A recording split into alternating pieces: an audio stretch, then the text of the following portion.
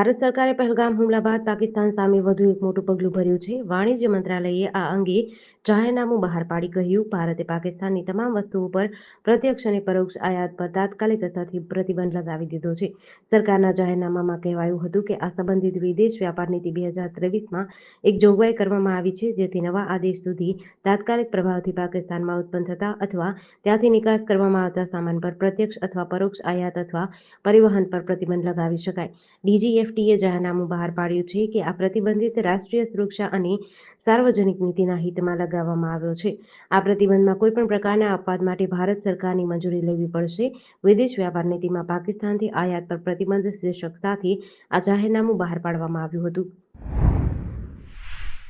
રાજકોટ જિલ્લાના 4 પાકિસ્તાની નાગરિક ઝડપાયા છે. વર્ષો પહેલા પાકિસ્તાનથી રાજકોટ આવ્યા બાદ પરત પાકિસ્તાન ન ફર્યા હોવાનું સામે આવ્યું છે. લગભગ 2 દાયકા કરતાં વધુ સમયથી તેઓ ગેરકાયદેસર રાજકોટ જિલ્લામાં રહેતા હોવાની પ્રાથમિક માહિતી મળી હતી. રાજકોટ ગ્રામે એલસીબીની ટીમે લોધિકા તાલુકામાં રહેતા એક સગીર સહિત 3 પાકિસ્તાનીને લાવીને પૂછપરછ કરી છે.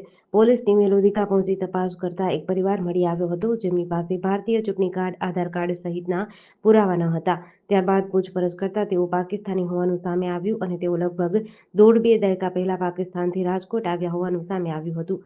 તેઓ પાકિસ્તાન પરત ન ફર્યા હોવાનું સામે આવતા પોલીસે તેઓની અટકાયત કરી વધુ પૂછપરછ હાથ ધરી છે. અમરેલી જિલ્લાના ધારી તાલુકાના હિમખીમડીપરાની મદ્રેસામાં ભણાવતા મૌલાનાની ગઈકાલે અમરેલીમાં એસઓજીએ અટકાયત કરી હતી. તેની તપાસ કરતા મૌલાનાના મોબાઈલમાંથી પાકિસ્તાન, અફઘાનિસ્તાન અને બાંગ્લાદેશના 7 જેટલા વોટ્સએપ ગ્રુપની ચેટ મળી હતી. એને લઈને અમરેલી એસઓજી દ્વારા મૌલાનાની એટીએસને સોંપવાની કાર્યવાહી હાથ ધરાઈ છે. અમરેલી એસઓજી મૌલાનાને લઈને અમદાવાદ આવવા રવાના થઈ છે. બપોરે મૌલાનાને એટીએસને સોંપશે. ત્યારબાદ બાકીની તપાસ એટીએસ કરશે. મૌલાના મોહમ્મદ ફઝલ શેખ પર એસઓજીને શંકા જતા તેના આધાર પુરાવા માંગ્યા હતા, જે મૌલાનાએ કોઈ આધાર પુરાવા રજૂ ન કરતા એસઓજીએ ધારી પોલીસ મથકે લાવીને તેની પૂછપરછ કરતા સમગ્ર ઘટસ્ફોટ થયો હતો. પાટણ જિલ્લાના ચાણસ્મા તાલુકાના વડાવલી ગામની સીમમાં ગેરકાયદેસર ચાલતી કોપર એસ અને કોપર સલ્ફેટ બનાવવાની ફેક્ટરી પકડાઈ છે.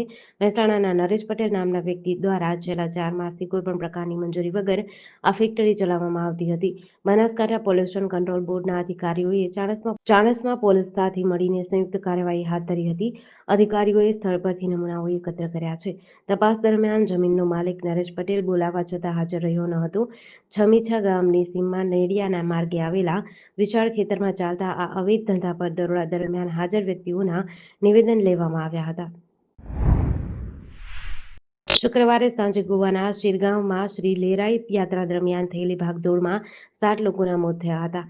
શનિવારે સવારે મીડિયામાં આ સમાચાર સામે આવ્યા. દુર્ઘટનામાં 50થી વધુ લોકો ઘાયલ થયા છે, જેમાંથી 20ની હાલત ગંભીર હોવાનું કહેવાય છે. રાહત અને બચાવ કાર્ય ચાલી રહ્યું છે. મૃત્યુઆંક વધવાની શક્યતા છે.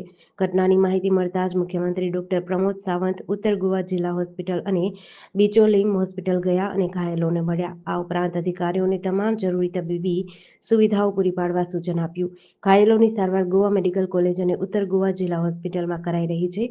શુક્રવારે સાંજે મોટી સંખ્યામાં ભક્તો જાત્રામાં ભાગ લેવા માટે મંદિર તરફ જઈ રહ્યા હતા. આ દરમિયાન એક દુકાનની સામે ઇલેક્ટ્રિક વાયરથી વીજ શોક લાગતા કેટલાક લોકો પડી ગયા હતા, જે બાદ અફરાતફરી અને નાસભાગ મચી હતી.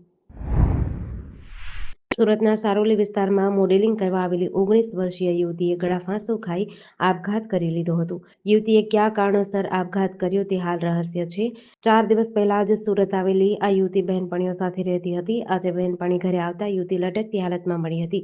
મૂળ મધ્યપ્રદેશ અને સારોલી કુંભારા ગામમાં આવેલ સારથી રેસિડેન્સીમાં 19 વર્ષીય સુખપ્રીત લખવિંદરસિંહ કુંવર અન્ય 3 બહેનપણીઓ સાથે રહેતી હતી અને તેનો પરિવાર વતનમાં રહે છે.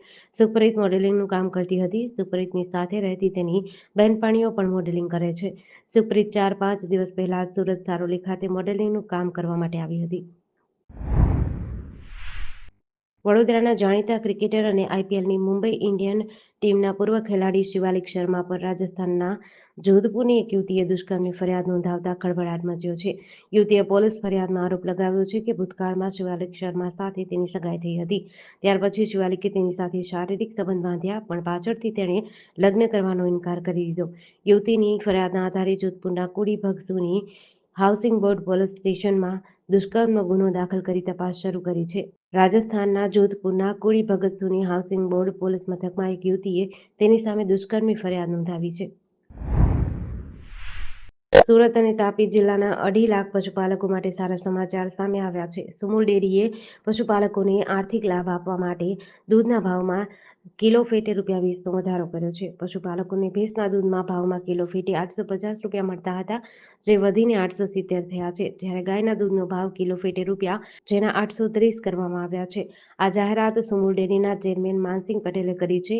આ મામલે સુમુલ ડેરીના ડિરેક્ટર જયેશ તેલાડે જણાવ્યું કે સુમુલ ડેરી દ્વારા પશુપાલકો માટે જે નિર્ણય કરવામાં આવ્યો છે તેના કારણે સમગ્ર સુરત જિલ્લા અને તાપી જિલ્લાના ખેડૂતો ખુશ થઈ ગયા છે. જૂનાગઢમાં ગિરનાર પર્વત પર આવેલા જોગણિયા ડુંગર નજીક ટ્રેકિંગ માટે ગયેલા 94 વિદ્યાર્થીઓ અને 9 ઇન્સ્ટ્રક્ટરોના જૂથ પર મધમાખીના ઝુંડે આકસ્મિક હુમલો કર્યો. આ દુર્ઘટનામાં 35થી વધુ વિદ્યાર્થીઓ અને એક ઇન્સ્ટ્રક્ટરને મધમાખીએ ડંખ મારતા તાત્કાલિક જૂનાગઢ સિવિલ હોસ્પિટલે ખસેડાયા હતા. હોસ્પિટલના તબીબી સ્ટાફ અને તંત્રની ઝડપી કાર્યવાહીથી બાળકોને તાત્કાલિક સારવાર મળતા હાલ તમામ સુરક્ષિત છે. ટ્રેકિંગ શિબિરમાં ભાગ લઈ રહેલા વિદ્યાર્થીઓ સવારે 9:30 કલાકે તાલીમ પૂર્ણ કરી જ્યારે પાજનાકા પુલ તરફ પરત ફરતા હતા ત્યારે મધમાખીઓના ઝુંડે અચાનક હુમલો કર્યો હતો. વલસાડની ચોથા એડિશનલ ચીફ મેજિસ્ટ્રેટ કોર્ટે મહત્વપૂર્ણ ચુકાદો આપ્યો છે. નવસારી જિલ્લાના ગણદેવી તાલુકાના અંભેટા ગામમાં જુબેર ઇકબાલ મેમણને ચેક બાઉન્સના કેસમાં દોષિત ઠેરવ્યો છે. કોર્ટે નેગોશિયેબલ ઇન્સ્ટ્રુમેન્ટ એક્ટ 1881ની કલમ 138 હેઠળ આરોપીને 1 વર્ષની સાદી કેદની સજા ફટકારી છે. સાથે જ આરોપીને ફરિયાદી પક્ષને વળતર પેટે ₹20 લાખ ચૂકવવાનો આદેશ કર્યો છે. કોર્ટે આ રકમ 30 દિવસની અંદર ચૂકવવા આદેશ આપ્યો છે. જો આરોપી નિર્ધારિત સમયમાં રકમ ચૂકવવામાં નિષ્ફળ જશે તો તેમને વધુ 3 મહિનાની સાદી કેદ ભોગવવી પડશે. કિપ્રો કોડની કલમ 357(3) હેઠળ વળતર ચૂકવવાનો આદેશ આપવામાં આવ્યો છે. કલમ 428 અનુસાર આરોપીએ અગાઉ કાચા કામના કેદી તરીકે ભોગવેલી સજા મજરી ગણવામાં આવશે.